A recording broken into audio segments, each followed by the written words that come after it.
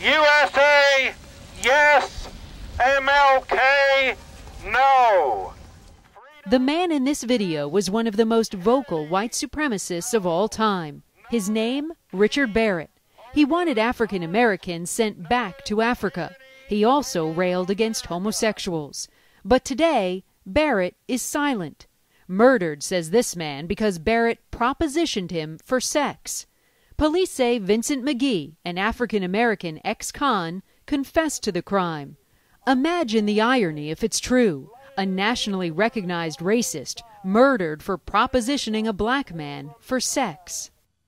Early in the morning, April 22nd, police say a neighbor noticed smoke coming from Barrett's home and called 911.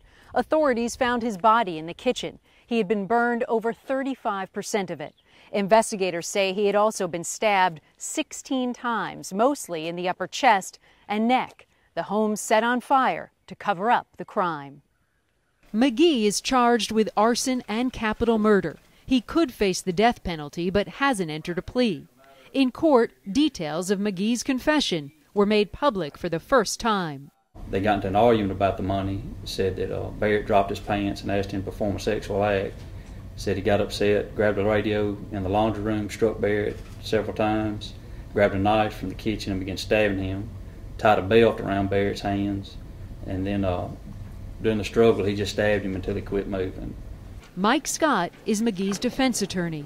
Is it possible, in your opinion, that he might have concocted this story about being propositioned for sex in order to defend himself against a capital murder charge?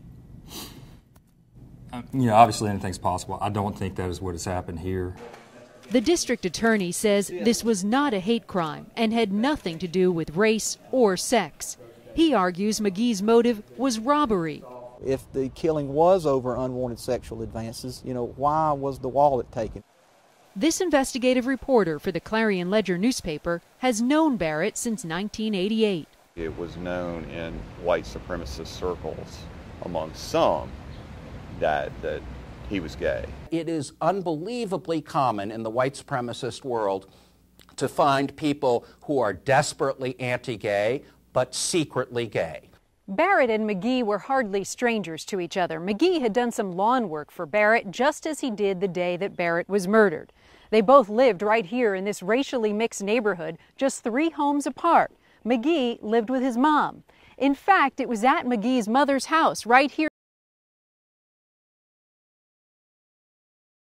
And the missing top to a gas can that they had found at Barrett's home.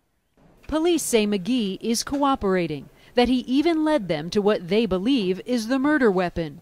But did Vincent McGee really use that bloody knife to fight off sexual advances, or was this cold-blooded murder? Randi, Kaye, CNN, Pearl, Mississippi.